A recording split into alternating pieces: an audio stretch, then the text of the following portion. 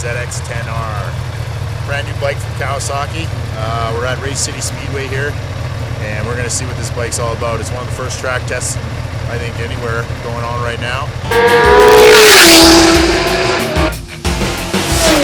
Bike's really good. Really good front end. It's definitely like totally track ready. Brakes, power, a few little things I need to adjust on it and stuff. Front end is awesome. Like, this thing is, you just stick it where you want to go. You put some good tires on this thing and ready to rail. Like, good. Back end might be a little bit of soft, but I'm a little bit bigger guy, and the Calgary's a little bit bumper track. Power is amazing, super electric. Feels like just rev it and go, and it's so smooth. Riding position's really good for the racetrack. The windshield's the right size. Bike's really track ready to race type of thing. Turns from side to side, but the power doesn't come on. No. There's barely any feel in the brakes from the traction control. They come on, but they don't have the same feel. I don't know where the lockup point is. Yeah. And it doesn't have a hit. It doesn't have a hit, no. Like, it's got a really soft limiter too, doesn't it? Yeah. Like, it doesn't, like, you get into the limiter on this thing, go da da da da da da da. That thing, I tried to get into the limiter in fourth gear, and it wouldn't, third gear, and it just wouldn't come in. I wonder if that has something to do with that it's only got 300K on it. It's probably the braking policy on it. This thing is really different after that. This feels like a whole generation behind, right? Yeah, it's heavy, top heavy. Top heavy, but it goes where it's pointed, but the power, it kind of has more of a grunt. But this bike's geared too. Yeah. I definitely like the brakes better on this one, but it's a little more set up, a little bit more miles on it and stuff, so it's a little bit in. And this is geared as a street bike. What's that? Geared as a street bike. Yeah, the gearing's really tall. It's got a lot of top end power, and those tires are a really bad choice. This thing's really tall, a lot top heavier. Steer's really good, comes on the power, but you can tell it's a generation behind, and it's heavier. It's definitely heavier.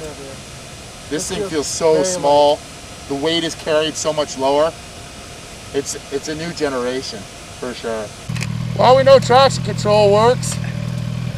That session out, I switched it to T2. And because of the way the track is working today and stuff, it was way more consistent. It was good, it was easier. I picked up a little bit of the pace. On the other tire, I was having a hard time holding the line. So it wouldn't go where I wanted. I'd get on the gas and it would kind of just drift wide and kind of not planted. So I switched to T2. T2 today on this tire was the quicker option. It would just go forward. I was much more consistent, and it wasn't moving on the initial. There's a little bit of setup in there too, but T2 worked really well today, especially my skill level and whatever's going on here. Faster rider might get a lot more out of T1 today, be able to spin it out of the corners, but T2 is definitely working for me. A properly set up bike, regardless of its generation, is a really good bike too. There's nothing wrong with this 2010. Cali made a good product. I did make a few adjustments. I dropped the front end 2 or 3 mil, and I got a 6 mil shim in the back to get it to steer a little bit better. But other than that, it's been geared and it's completely stock. Well, you can tell that bike there is a generation ahead on every level. The electronics are extremely good. All right, here we are with the ZX10r. We just concluded our day. We're gonna go through a little bit of the stuff on this bike. Some of you, for your street guys, the trick factor is extremely high on this. You know, turn it on. Nice dash, easy to read. You found it was okay to read at speed, eh, Dave? Super easy. Yeah, not too bad at all. Roll through the power modes: medium, low, back again to full power. We really noticed that. Well, you notice the difference in low power mode. Right now we're in T traction 2, so that's basically medium traction. They call that wet or dry in between. This would be the T down. That would be the third mode, which is the low key mode. That means wet city streets, full traction. It definitely intervenes. You notice it. We noticed it earlier today. And then you click it off, and then T1. We mostly ran it as we're going through the day. We mostly ran it on the first stage, and then as the tire got a little bit warmer, we went to T2, and that seemed to work good, eh, Dave? What did we think about that? Worked well. Gear indicators right in there. Gauges are super easy to see. As you know, it's only got 450K on. What up? Anyway, so we had a good time. Bar goes to 14. Good thing. Trick, then we got the big piston forks we're starting to look back at. Olin's damper, always good. The toggle. Inside also here we got the stop for the lap timer as well, but the 2010 has that as well. The full fly-by-wire throttle, we did adjust it a little bit. I did take a little bit of the slop out of it, so it's a little bit more precise on there. You can tell the details of the bike, you know, they put a lot of time in it. It's very, I hate to say it, but you can, a little Honda-ish in the way they finish the details. The details, the 10R on the sticker on the top, the tank, well, really well done through here. That's probably my favorite part of it. Then we get up the front and we'll move our way back. The windshield actually surprisingly held a lot of, you know, deflected quite a bit of air, eh? You could get behind it. There's a lot of room. There's a lot of room on the back of this bike to tuck in, even for a big guy. I'm not the smallest dude in the world. Big ram air. We get down in here, we start looking at, all the electronic stuff, so it lets us know wheel speed as well. You can get a pretty good look if you get in there for those tapered headers. You got a pretty good look in there. The tapered headers also looks like a Kropovic in there, which is always good. This is a new shock layout style here. If you look at it, this is definitely different than the 2000, and this is probably one of the things that we're talking about, trying to get more of a rising rate and more consistent. But if you're looking underneath here, it's a lot easier for him to put a slip-on underneath as well for the street guy, right? Everybody puts a slip-on on as well. But underneath there, pull it back, drop this all down. You're good to go, no hassles, right? There's the wheel speed, sensors on the back. The pegs are adjustable as well. Take the time with the rear sets and the passenger pegs, make that powder-coated black.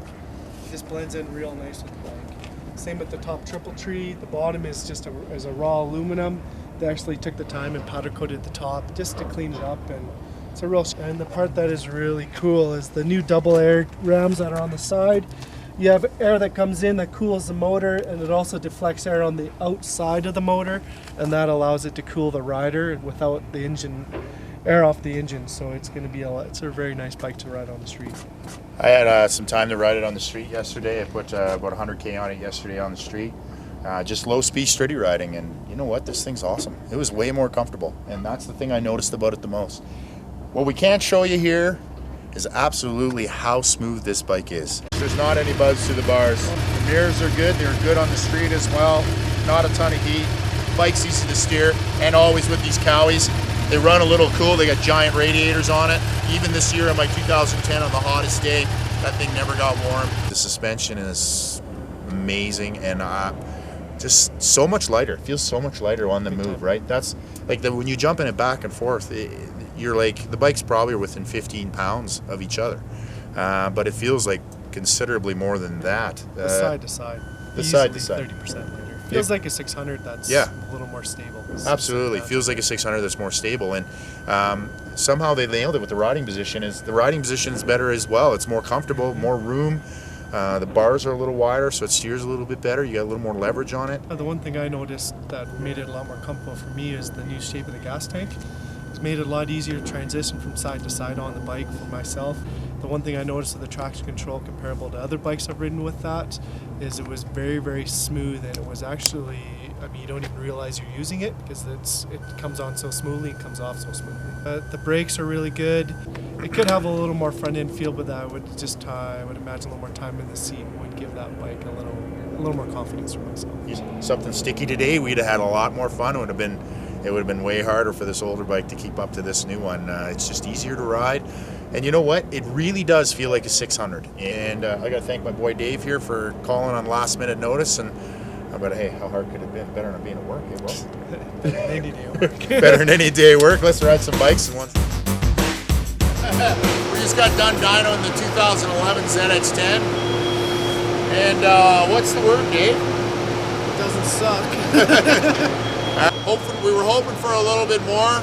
The electronics are extremely sophisticated on this bike.